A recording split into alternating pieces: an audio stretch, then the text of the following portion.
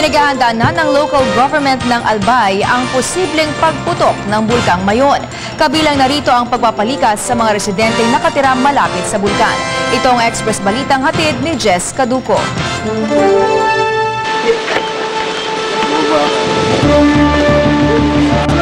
Kasalukuyang nang naghahanda ang Provincial Disaster Coordinating Council ng Albay sa muling pag-aalboroto ng Bulkan Mayon. Nito lamang weekend, itinaas sa Alert Level 2 ang lalawigan ng Albay dala ang pagpapayo sa mga mamamayan na maghanda sa maaaring paglikas. Sa obserbasyon ng Philippine Volcanologist and Seismologist, tumataas ang intensity crater glow ng Mayon o nakikita na ang banaag sa malayo kahit na walang telescope. Tumas din ang dami ng lindol sa lugar at maaaring i-extend na rin ang 6-kilometer danger zone o ang pagbabawal na makalapit 6 na kilometro sa bulkan. Ang mga indicators po, yung parameters kung bakit tinaas, nag-increase ang intensity ng crater glow. Ibig sabihin, yung banaag mas kita na dito kahit sa malayo.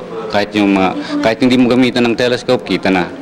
Then nag-increase yung mga lindol na nangyayari sa ilalim ng bulkan. Although ang marami nito, mga maliliit pa rin. Pero kasama din po yan sa pagtaas ng seismicity ng Mayon. At ang isa pa, nung nagkaroon ng deformation survey last month, nakita namin na slightly inflated ang edifice ng Mayon. And prior to the raising of the alert status to 2, nagkaroon ng deformation survey ulit at nakita nating sustained yung inflated na edifice ng Mayon volcano. So, sa isinagawang information survey ng PHIVOX noong nakaraang buwan, nakitaan na ng abnormalidad ang bulkan kaya nagsagawa na ng sunod-sunod na pag-aaral ang mga eksperto dito, maging ang aerial inspection ay sinagawa na rin. Dagdag pa ng PHIVOX, naglatag na ang PDCC ng Albay ng mga hakbangin para sa mga mamamayan nito sakaling muling puputok ang bulkan. Ayon pa dito, hindi malayong maulit ang mga nakaraang pagsabog ng bulkan, 2 taon na ang nakalilipas. Kasalukuyan nga, ginagawa na ng APSIMO ng Albay yung mga kaukulang hakbang at magkakaroon ng mga meetings tungkol nga dito. And tomorrow, magkakaroon kami ng PDCC meeting with the Governor of Albay, si Governor Joey Salceda, para i-tackle kung ano mga mangyayari sa susunod na araw. Kasama si cameraman Alan Cinco, ako si Jess Caduco, nagbabalita, Express. Sakaling magpatuloy ang pag-aalboroto ng Bulkang Mayon, kakailanganing i-evacuate ang humigit kumulang sa 7,000 katao na naninirahan sa paligid nito. Ayon kay Albay Governor Joey Salceda, ito matapos magkaroon ng 3 volcanic earthquakes doon at mas umigting ang liwanag sa bungangan ng bulkan na posibleng magresulta sa pagtataas ng alert level ng PHIVOX dito sa level 3. Sa ngayon, pinapayuhan muna ang lahat na umiwas sa 6 na kilometrong permanent danger zone sa paligid ng bulkan. At sa ating ulat panahon, lumakas ang hagupit ng bagyong Waning habang lumalayo ito ng bansa. Huling namataan ng mata ng bagyo 200 kilometro sa hilaga ng Basco, Batanes. Ito ay may lakas ng hanging umaabot sa 65 kilometro kada oras malapit sa gitna, at pagbugso na hanggang 80 kilometro bawat oras. Kumikilos ito pakanluran ng hilagang kanluran sa bilis na 20 kilometro kada oras.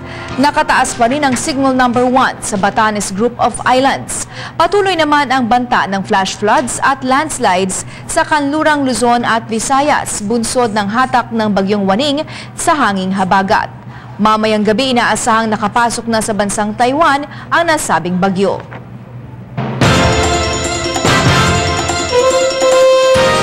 Itinuloy ngayon ng grupong Piston ang kanilang transport strike, pero ayos na ilang opisyal, naging normal pa rin takbo ng transportasyon sa Metro Manila sa kabila ng tigil pasada. Ang Express Balita mula kay Pia Castro. Nabigo ang grupong pinagkaisahang samahan ng Tsuper at Operator Nationwide o Piston na tuluyang paralisahin ang pampublikong transportasyon sa buong Metro Manila. Ito ayon sa Land Transportation and Franchising Regulatory Board. Pumasada pa din kasi ang mga tsuper na hindi miyembro ng Piston. Ipinagningit-ngit ng Piston ang patuloy na pagtaas ng presyo ng langis. Ayon kay George San Mateo, Secretary General ng nasabing grupo, bukod sa oil price hike, dismayado din sila sa kaliwat ka ng penalties na ipinapataw sa kanila ng mga lokal na pamahalaan sa Kamaynilaan.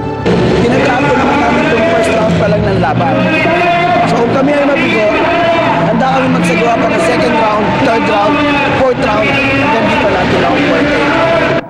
Pero kung bigo sila sa Metro Manila, matagumpay namang naparalisa ng piston ang transportasyon sa Davao City, Cagayan de Oro City, Iligan City, Calabarzon area, Bicol, Panay at Guimaras. Napilitan ng mga pribado at pampublikong paaralan sa mga nabanggit na lugar na magsuspinde ng klase dahil sa kawalan ng masasakyan. Panawagan din ito welga na to ay sa mga private motorists ay boycottin ng dahil ito ay issue naman ng buong bayan, hindi lamang issue ng mga driver.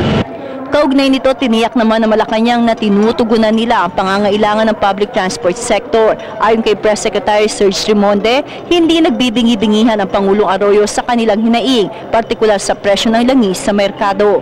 Ako si Pia Castro, nagbabalita, Express. Samantala, may magandang balita po. Nagpatupad ng big-time rollback sa presyo ng kanilang mga produktong petrolyo ang isang independent oil company. Ang detalye nito sa Express Balita ni Jessica Duco. Pagkatapos nagbaba ng presyo ng 50 ang tatlong malalaking kumpanya ng langis noong Sabado, tinapatan naman ito ng independent player na Uni Oil nang magbaba ito ng 4.75 sa kada litro ng gasolina, 3.50 sa diesel habang 1.50 naman sa presyo ng kerosene kaninang alas 2 ng hapon. Ayon sa General Manager ng Uni Oil na si Chito Medina Cue, nais nitong baguhin ang premium pricing trend o ang pagpipresyo ng mahal sa gasolina upang masubsidize ang murang presyo ng diesel. Sa paraang ito, mas mararanasan naman ng mga gasoline consumers ang murang presyo. Kaya pumapalo na lamang ngayon ang presyo ng premium gasoline ng Uni Oil sa 35.44 kada litro, 34.94 ang unleaded at 34.66 ang regular, habang nasa 27.54 na lamang ang kada litro ng diesel. Starting this afternoon, hindi na magiging premium pricing ang computation namin sa gasoline. It will be the ordinary pricing mechanism na adapt namin. No? So, i-outright discount na namin yung excess. Kontento naman ang grupong Pasang Mazda sa rollback. Ayon sa kanila, kung magkapagbigay ang liliit na kumpanya ng malaking price rollback, bakit hindi ito kayang gawin ng mga malalaking kumpanya ng langis? Hirit pa ng grupo, dapat nga ay nasa 22 pesos na lamang ang presyo ng kada litro ng diesel ngayon. Hindi naman sumama ang Pasang Mazda sa isinagawang transport strike ng piston ngayong araw. Big Three, bigyan nila yung tamang presyo. Kasi yung suggested retail price nila niyan, hindi na rin kapani-paniwala eh. Bakit ang small players nakapagbibigay? Napakaliit lang ng bus yan, samantalang silang malalaking supplier ng gas, hindi makapagbigay. Nagpapahirap pa sila sa ating bansa. Ito ang punot doon ng kahirapan ng ekonomiya ng ating bansa. Ako si